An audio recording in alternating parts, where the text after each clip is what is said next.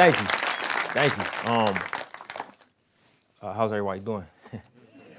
I'm a bit nervous. Y'all bear with me. I might take some extended pauses to collect myself due to nerves and natural fear of public speaking. And so I ask that y'all bear with me.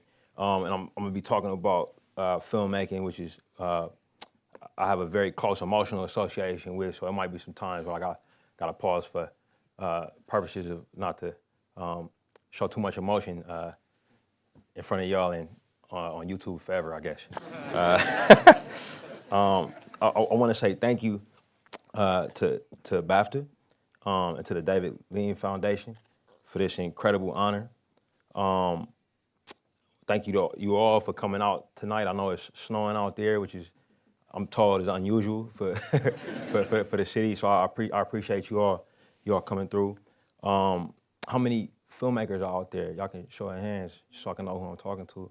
That's great. Writers, directors, actors. Any actors out there? Fantastic. What about anybody who engages in film criticism? Y'all out there, critics? Great. Journalists, y'all stick your hands up. Yeah, good. Very good. Very good. It's great to be in front of you all. I feel humbled and deeply unworthy. I feel like I'm standing right now in a place where maybe I shouldn't be. It's a feeling that I've grown accustomed to over my life and career. But moments like these, they never change. I accepted this honor kind of in a rush while I was finishing the film, and I didn't give it enough thought, I don't think. And I felt a little nervous. You know, David Lean is a big deal. Obviously, as a filmmaker, I'm familiar with the path that he blazed, and I think that humanity and cinephiles, us that engage in products that use the language of cinema to communicate, we owe him a great debt that I think is probably unpayable. But then I looked at the list of past honorees. Probably shouldn't have done that. You know, you got Lorna Shervick and Spike Lee and Paul Greengrass and Marty Scorsese, to name a few. These are filmmakers whose work I deeply admired, whose films I studied in hopes that I could aspire to some of their artistic brilliance when I was shaping my own short films, let alone feature films. So it's a great honor, and you know, I'm just humbled to be here. I'll get into it. Sir David Lean's films, I think they speak to everybody, so I'm not unique to say that they speak to me. The one that I think of the most often is Lawrence of Arabia, and I got an interesting story there I'll share with y'all. There'll be a few of those tonight if I can keep it together. But I had seen clips of Lawrence of Arabia and sections of the film, and I was aware of the story that it told, but I hadn't seen it in its entirety. And I think the reason I was fighting it was because how I engaged with films that were made in that era was very unique. You know, and I was born in the late '80s, and I got to watch those films on television at home. You know, I'm kind of ashamed to admit how many classics, masterpieces of film that I've seen on like screens this big in the USC library. And I didn't want to do that with Lawrence. And when I was getting ready to get hired to make Black Panther, I knew I wanted to make something that felt epic in scope. And my wife and I, who were friendly with the great Sylvester Stallone at the time, and I knew he had a screening room, and like I know he loves to talk about big movies, you know what I mean? So we reached out to him and asked him if he could screen a print of it for us. He was more than happy to. So I watched it, and what had to have been 2015 or 16 with my wife Zinzi and Sly, like right there in my ear, and he was kind of like talking to me the whole time. You know, it was fantastic. You know what I mean? Like he was explaining to me how particular David Lean was when he was making it, and telling me about the real T.E. Lawrence, how he was only 5'5" as opposed to Peter O'Toole, and he was telling me about the stakes that the crew went through to make sure that the tracks from the equipment and the cameras weren't seen in these big vistas that they shot. It was amazing. It was an amazing experience watching it with him. So I thought I'll share that with y'all. The reason that film sticks with me so much, I'll get into. Um, in preparation for talking to y'all tonight, I had to kind of look back and see my own films and see if there was any through lines that I could maybe communicate to y'all or give to y'all. And it's a strange experience because when I work on movies, I stop watching them. You know, usually after the first or second premiere, and I stop for good. You know, I care not to revisit them. And this is not a thing that's unique to me as a filmmaker. A lot of my colleagues, you know, experience this feeling. So I had to kind of go back and face these things and think about, you know, what connected them and I think it's some of the things that connect me to Lawrence. Identity, community, ritual, fear, and time. These are the 5 things I'm gonna talk to y'all about tonight. Identity is a very challenging one with me. I've always had a complicated relationship with the concept. And over my life, I've accrued many names, as we all have. You know, I was born in 1986 in Oakland, California, at a time when, due to politics, you know, for us it was Reagan at the time. For y'all, I think it was Thatcher. But politics were complicated, and they were leaving black cities like the one I was raised in, very cash-strapped and starved of resources. So I was raised in Oakland that had a lot of beauty, but also a lot of challenges. And I had 2 young parents at the time. And when they had me in '86, they gave me my first identity, son. And then they named me Ryan, which was complicated because in 1986, that was actually the most common boy name for everybody born in. So anytime I went into any institution of learning or anywhere and they was like, hey, yo, is Ryan here? Like me and like 5 other kids would raise their hands. So for that reason, that name never truly stuck with me and never felt like it was my own. About 4 years after I was born, my parents brought home my first sibling, my younger brother Noah, and then I got an identity that's very close to my heart. One that shaped me very much. This identity of big bro. So I carried that, and it got even more complicated when they brought home another little boy, the last one, my brother Keenan. I was big bro squared, so to speak. And due to my living situation and what was happening in Oakland, my parents didn't have a lot of money. They were young, but they valued education. They had met in community college, and they had decided that they wanted me to go to good schools. It was the public school system in Oakland was beginning to fail. So they put me in a private school. And in these schools, I would struggle to fit in because I didn't have as much money as the other folks I was in school with. And then when I came home, I would struggle to fit in because I talked different from everybody I was around. I was kind of like the private school kid. So my identity was something I was navigating even then. And I struggled. I mean, I was a precocious kid. My mom tells stories about how I was always annoyingly curious, and I would ask why to the point of nauseam. Hey, Mom, what color is that car? Green. Well, why? Because the owner painted it green. Well, why do you do that? Because the owner liked the color green. Well, why would he like that color? You know, like that kind of kid.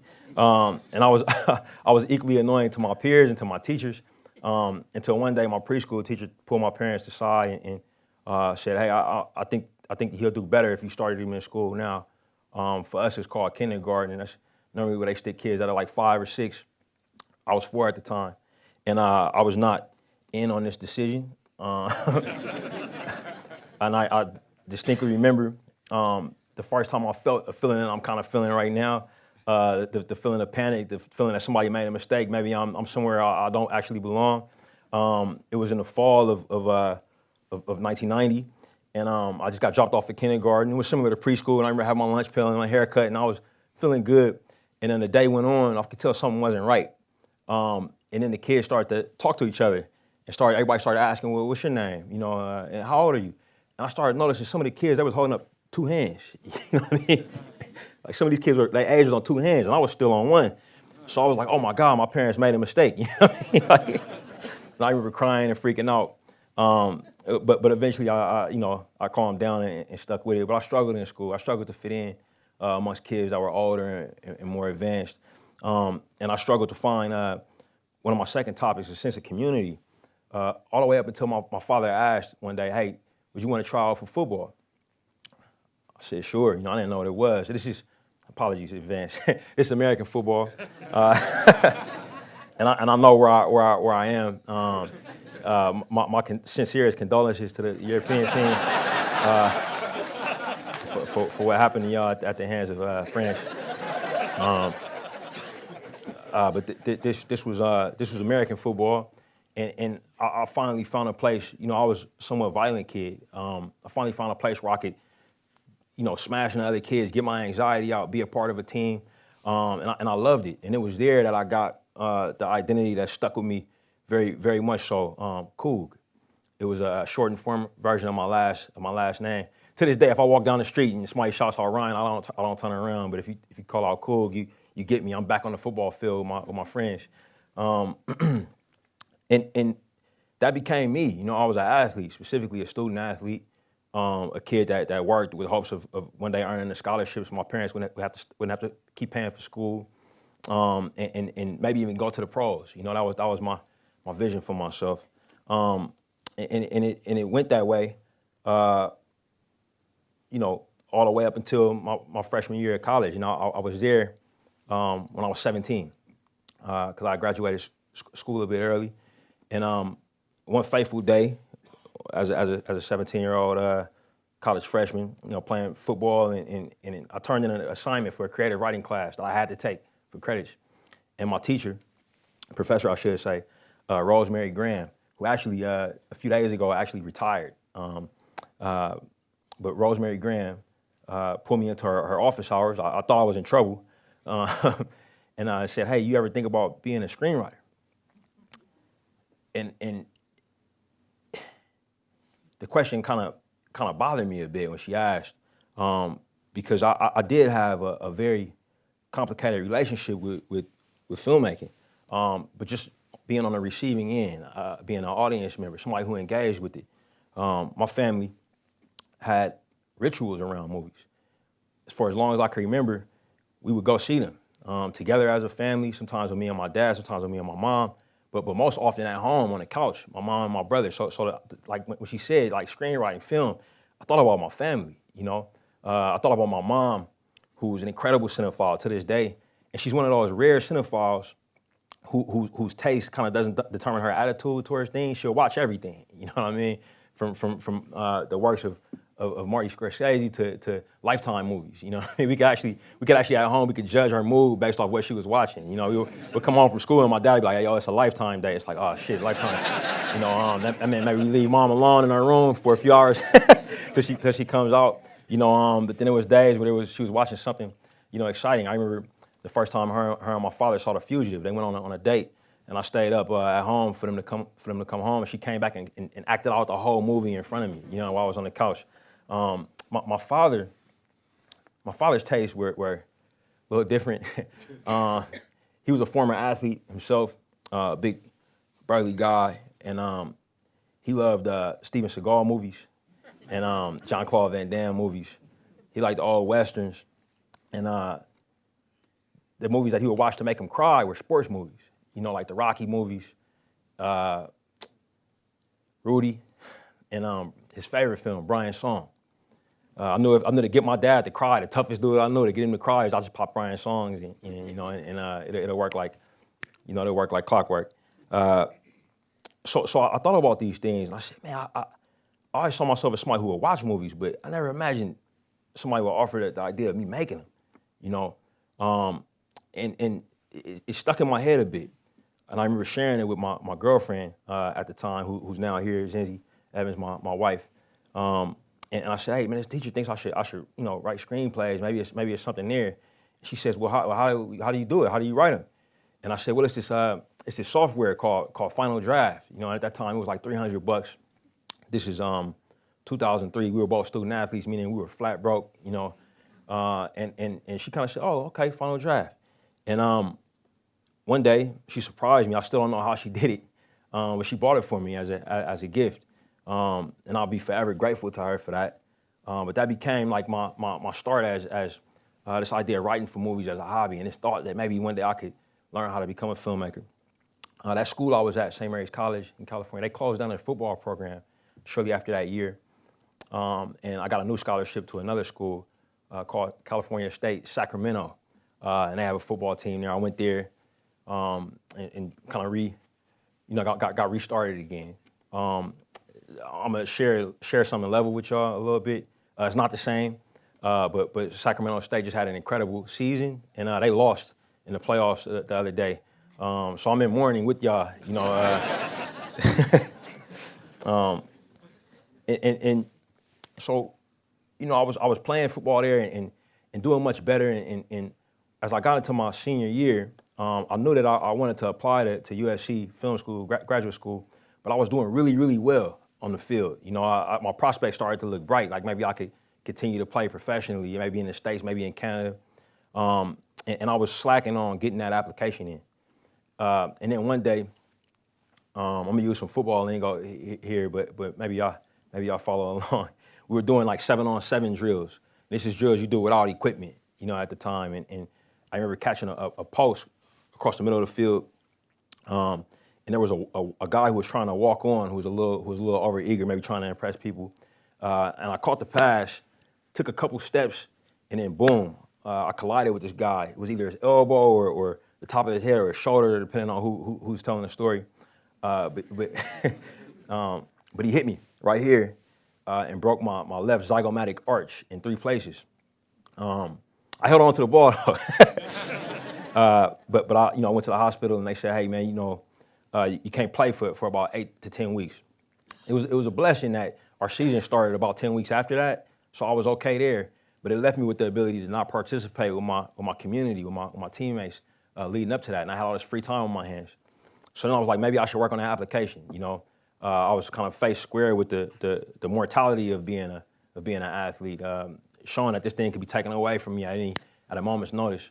And I'll never forget around that time, The Departed was out, and Marty was all over the television. You know, and I remember looking at him and kind of seeing Marty Scorsese for the first time, and he was an older gentleman. You know what I mean? I think Marty might have been like, you know, maybe in his 50s or 60s at the time. My math might be off, but nobody was talking about him like retiring anytime soon or anything like that.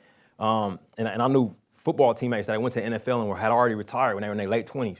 And I thought, man, this is pretty cool. This dude is just kind of working. He's gonna work forever. You know what I mean? Like what an interesting career opportunity. You know. So I put that app in, and I ended up being accepted. And after that season, I made the choice to stop playing football and to go to Los Angeles and learn how to make movies. It was an incredible choice for me and a difficult one. I had to leave my community that I had built behind. I had to leave my family behind, go to a new place in hopes of building a new community. I can remember being in a room like this, for my first semester at SC, and all of the graduate students walked in, and we all stood up and introduced ourselves. And I remember telling everybody that my name is Ryan Coogler, but it would help me a lot if y'all call me Coog, just so I could feel even more at home.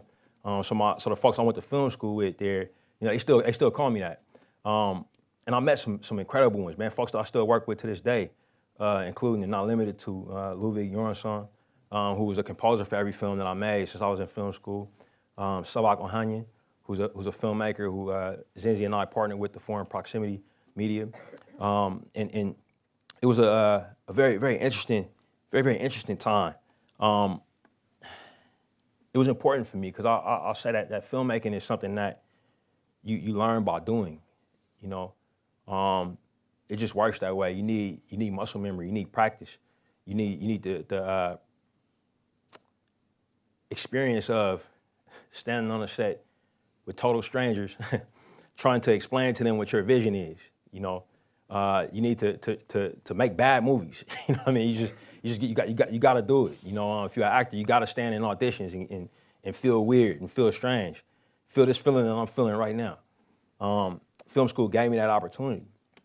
It was amazing. I made a lot of films, a lot that y'all will never hear of because they were very bad, and some that were, some that were passable. I made a couple that got into film festivals.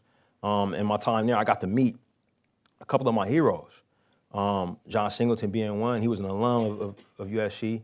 Got to meet him. And I also made a film that got into the Tribeca Film Festival. And I remember meeting Spike Lee on the red carpet. He had just done a film called Kobe Doing Work. And it's interesting stating those names. Two of the three black men that I just mentioned, they're no longer here with us, gone before their time. It's not lost on me to stand here before y'all and kind of recall these stories. I didn't know that they would grow so complicated so soon, but there you have it. My time at film school was very, very, very fruitful, and I found myself when I was done getting ready to make my first feature film. And in that transition, I realized that I went from being an aspiring filmmaker to becoming an actual filmmaker. And I realized that I was joining a new community of working filmmakers, but a sub-community of that one. I was gonna become a black filmmaker. And I didn't know at the time if I would make another movie after this one I had been given the opportunity to make. I didn't know if I'd be a black filmmaker that made independent cinema or a black filmmaker that made major motion pictures that traveled the whole world. But I knew that I was joining a very important group. I felt it when I shook John's hand for the first time, and I felt it when I shook Spike's hand for the first time. This idea, this shared experience, this shared responsibility, this shared opportunity. The medium of filmmaking is over 100 years old. And quite often, for a large section of that time, the great and powerful medium of filmmaking has been used against black people, used to attack our identities, our sense of self, and our standing in the caste systems that exist around us. For us as black filmmakers, we have to use those tools and decide how we want to combat them. We have to make our own individual choices, do what's honest to us, but it is something that we have to reckon with. I joined that community with a sense of great pride, and it was really interesting meeting John and Spike in the order that I did. I talked about the ritual that my family had about going to the movies, and I left out a couple key details. The first movie that I remember seeing in the theater was Boys in the Hood. And if y'all get at math, I was born in '86. Boys in the Hood came out in '91. So you know, technically I wasn't supposed to be in there. If y'all can remember the contents of that film, it was intense. I thought what I was looking at was really happening in front of me. You know, these guys, Ice Cube and Cuba Gooding and Morris Chestnut, they felt like my cousins, my uncles, my father. And my dad was a very young father in his mid-20s at the time, and he had heard in the newspaper on the news that this was a movie about black fathers and sons, that it was his duty to take me to go see this picture. I watched it on his lap, and I cried. I cried when Ricky got shot. I cried when Cuba Gooding, his character Trey, got pulled over by the police. I cried so much that somebody told my dad to shut that baby up. It was not a good idea for that person to do that. And my dad might have threatened him, and he was quiet the rest of the movie. But that was my first theatrical experience. And my second one that I remember was Malcolm X, which came out a year later. I had the same reaction in that movie. It's a bit longer, a bit more complicated, but it stayed with me. It stayed with me big time. And I remember when I shook John's hand, I remember I shook Spike's hand, I felt like I wanted to give them something back for what they had given me. I didn't know if I'd ever have the opportunity to do it, but I had that feeling.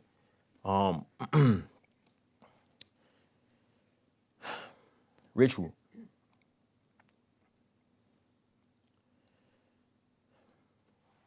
Ritual is something that is deeply important to me, and it was something that I had to find for myself. What would be my ritual? What would be my process as a filmmaker? I struggled at first, you know, but in looking back at my movies, I realized that all of my main characters are struggling with their identities. All of my main characters are called different names throughout the film. And the films are always about them grappling with those things. My first feature film, Fruitville Station, Michael B. Jordan plays Oscar Grant, who is based on a real person from where I'm from. And throughout the film, Oscar's called many different things. He's Oscar, he's son, he's romantic partner, he's dad, and he's Oscar to his homies. In that film, and in that story, he was deciding what kind of man he was gonna be. Was he gonna be a career person? He was also wrestling with the identification of someone who was formerly incarcerated. He was a black man. And throughout the film, we see how all these identities shift. In my second film, Creed, the character Adonis, also played by Michael B. Jordan, just running theme here, goes by many names as well. He's Son, he's Adonis, he's Johnson, and eventually through the course of the third act, he becomes Creed. And in that film, he's also struggling with another type of identity, something that kind of goes with how I'm feeling up here on this stage right now, in front of you all, many thousands of miles from where I was born and where I call home, talking to y'all about an art form that felt very distant to me for most of my life. In the third act of that film, in a boxing match that would conclude the picture, the character Rocky, played by the great Sylvester Stallone, asks Adonis, why are you doing this? Why are you fighting? The character didn't need the money. He had already gotten further in that boxing match than anybody would have imagined that he did. His body was broken down, he was failing. He asked him why. And we came up with the line on the day. It was not in the script, but it was something that I was feeling at the time. And he answers, he wants to prove that he's not a mistake. And that concept, I was trying to communicate something. And I didn't totally know what it was at the time, but I knew the line was important. I knew the line would work. And in preparation for this talk,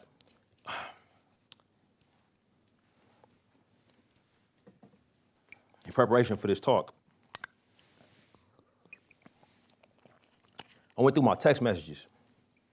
My assistant, Amar Muhammad, who's here right now, he asked me if I knew John Singleton. And I responded, as we often do, by pulling out my cell phone and scrolling through how many text messages exchanged between us over the time. In that process, I saw a message that he sent me about a couple of weeks after he watched Creed. And it started with a picture of the tickets that he bought for him and whoever he went with. I think he might have went with his daughter. And he sent the tickets to me, and he said, hey, yo, this is a ritual. We always do this for each other. He didn't have to explain who the we was. But it was black filmmakers, showing that they go out and buy the actual ticket, because it means something. And he sent it to me. And he texted me after that about how much he loved the film. And about 2 weeks later, I saw another text from him that I'm not even sure I saw when he sent it, because I was busy. And I didn't imagine in a million years that I would lose him when I did.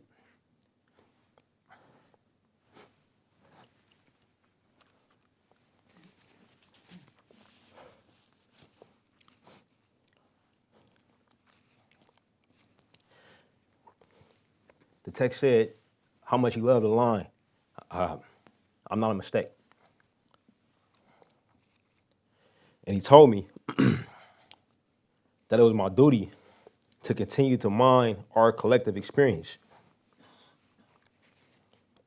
and tell the stories through cinema. He said it was my duty. And he said he was proud of me.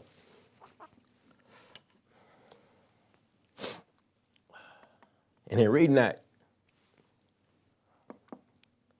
was either yesterday or earlier today, I realized what a gift that message was. I said, maybe I'm getting proficient in this filmmaking language, you know what I mean? That I was able to communicate to one of my heroes, the craftsman behind the first movie I remember seeing. What I was trying to say.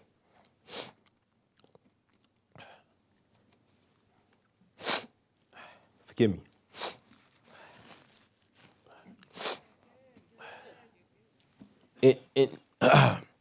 In Black Panther, the protagonist goes by several names again. The late great Chadwick Boseman portrayed T'Challa, son of T'Chaka, as Prince. Then throughout the course of that film, we watch a ritual where he becomes king. He's a son. He's a lover. And he's also the Black Panther, which represents an eternal idea for the Wakandan people. And the film was bigger now. I was playing on a bigger canvas. And I was able to play with identity for our antagonist as well. Eric Stevens, Njidaka, son of Prince Njobu, Killmonger. This character also goes by many names, accrued over a lifetime of trying to fit in, figure his place out in the world. How to reconcile the knowledge that he had with the world that was presenting itself as it was. It was a great honor for me to work with those characters and those actors.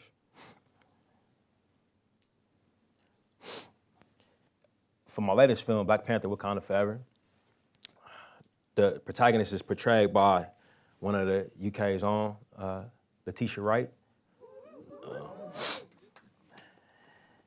And she too is a character who goes by many names and who's trying to reckon with her place in the world. She's princess, she's daughter, she's younger sibling. And she becomes, spoiler alert, all y'all seen it, hopefully. if not, my apologies. She becomes the Black Panther. And we were able to play with identity with the antagonist as well. He, like many indigenous people existing in a colonized world, has many names, but also a name that's pronounced in different ways. Sometimes it's Namor, sometimes it's Namor, depending on who's saying it. He'll answer to all of them. But he also has a name that his people gave him. It became clearer to me now than it was then while I was making these films, but at the time I was just making what was true to me, what I thought was interesting, what I wanted to see out in the world, trying to give people the feeling that Spike gave me, that John gave me, Sir David gave me, and many other filmmakers that exist speaking this language. And I think that brings me to the next piece. Fear.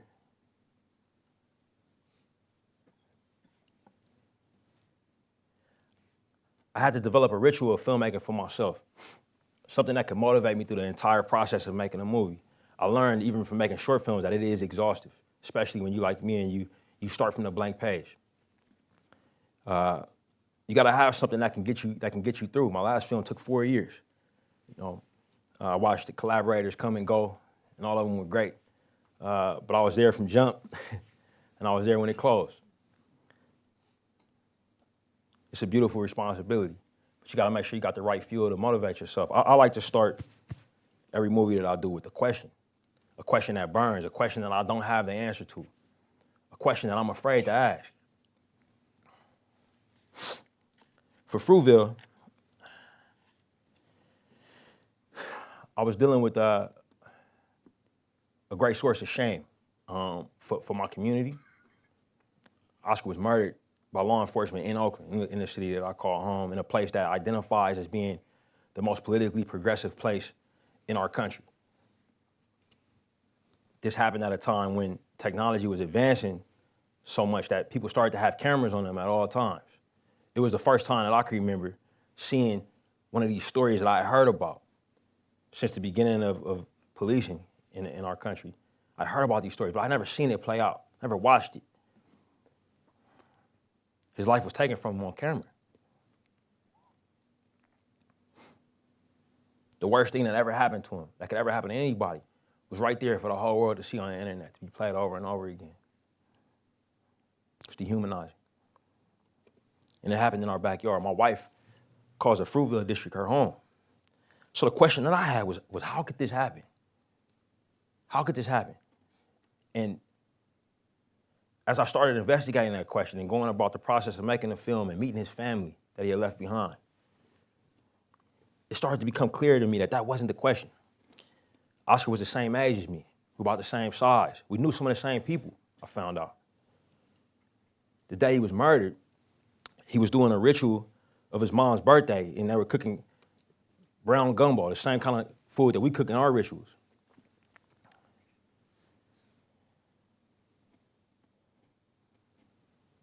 The question I realized was, what if it was me?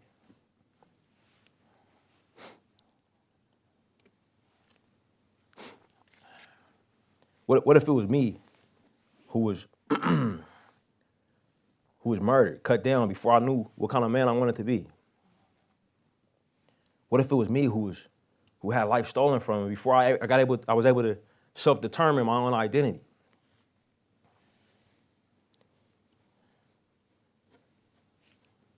What if it was me who was murdered on my mother's birthday?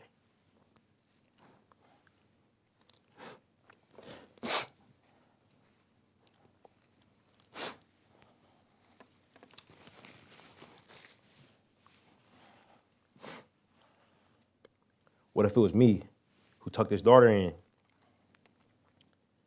said goodbye, not knowing that would be the last time we would speak?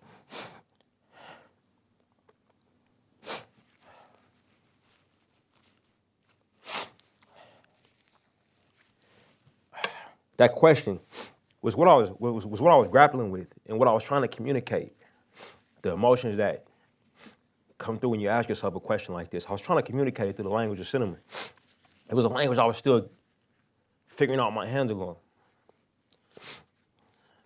Never felt like I was in the right place at the right time on that set. Never felt truly comfortable. But we got to work anyway. For Creed, I had a different question. My father, who was, for most of my life, the strongest man I knew, was grappling with a neurological disease that was actually taking his strength away.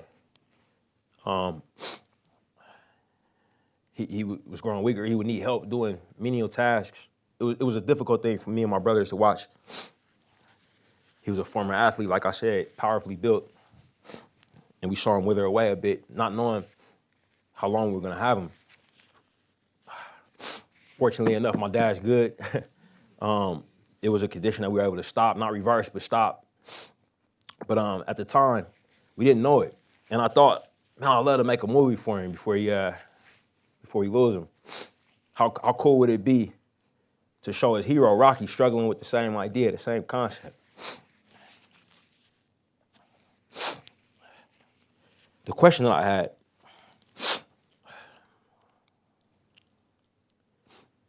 was, what happens when you learn that your hero is mortal?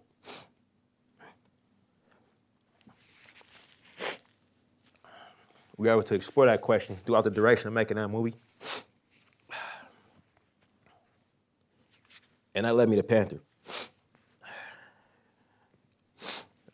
I engaged with that same ritual again. What question would I have for this film? And it was a massive film.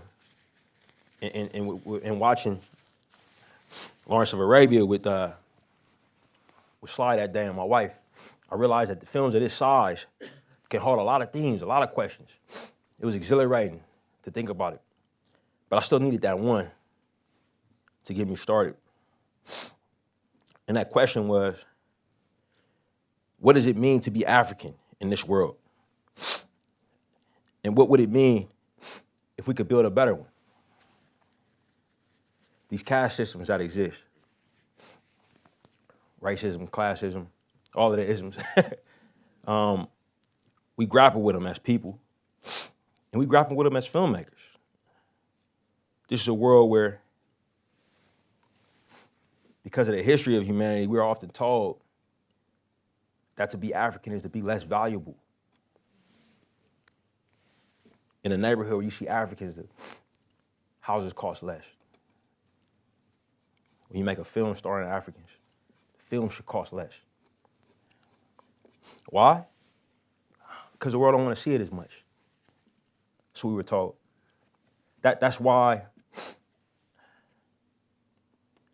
John and his collaborators had a ritual of showing the tickets to each other, because we knew that mattered.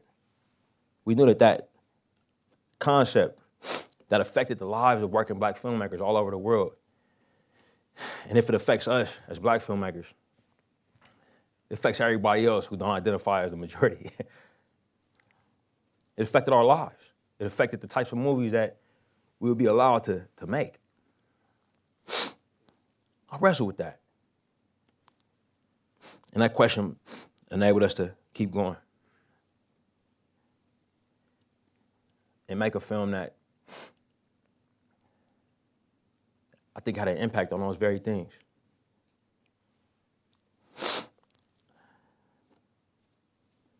That takes me to my most recent film. I only made 4 of them. Wakanda Forever.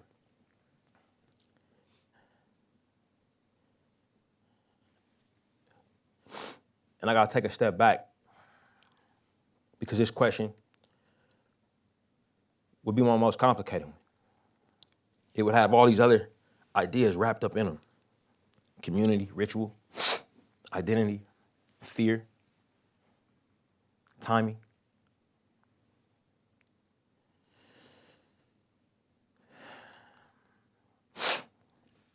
The relationships,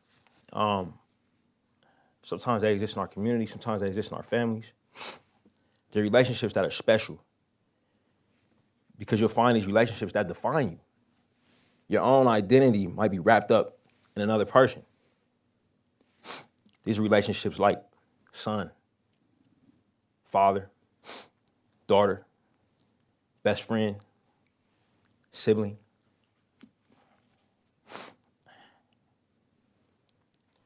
As a director, it's our job to form several relationships.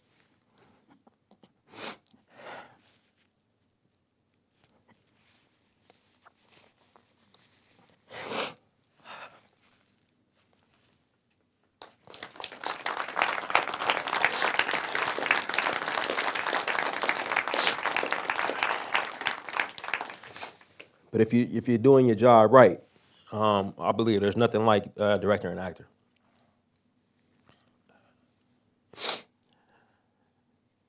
Without an actor, you don't have a movie.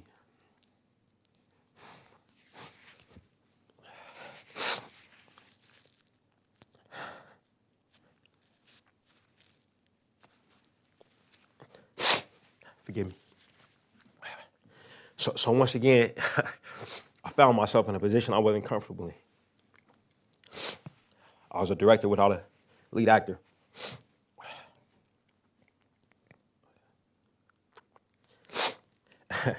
Tasked to make a film about a hero, but we had just lost ours.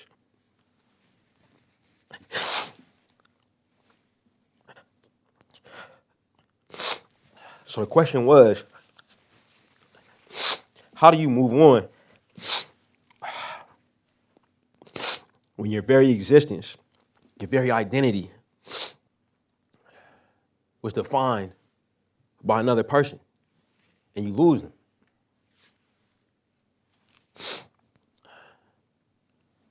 I'll say that again. How do you move on when you lose someone whose very existence defines you?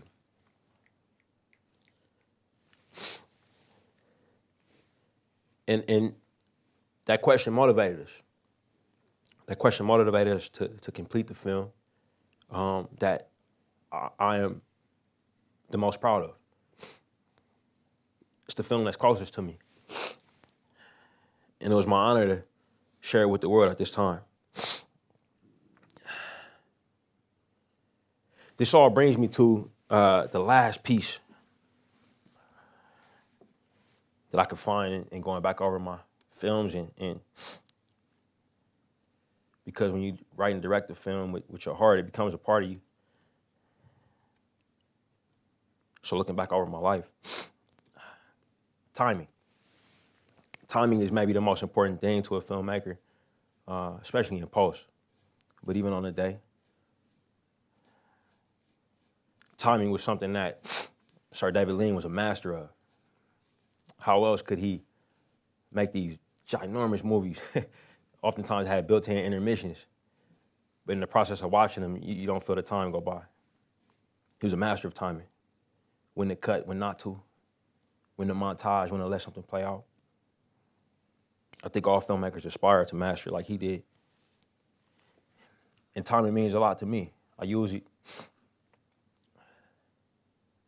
I try to be precise and honest.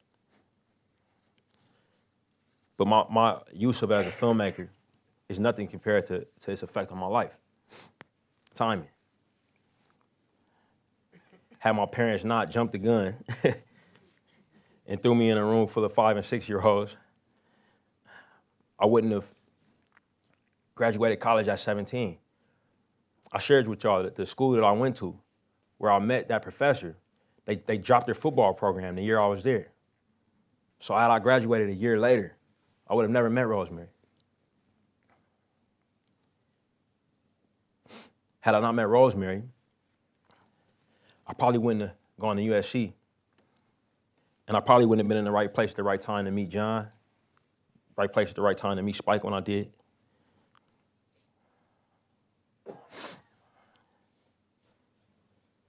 I gave John the gift of that line in that movie. And I had the pleasure of getting to know Spike. And right before he did the 5 Bloods, he called me and was like, hey, man, what you think about Chadwick? And I said, well, I'll be happy to make the intro. So I like to think I gave Spike a little something too. Minor. He could have called Chad himself. But I was happy to give him a good recommendation.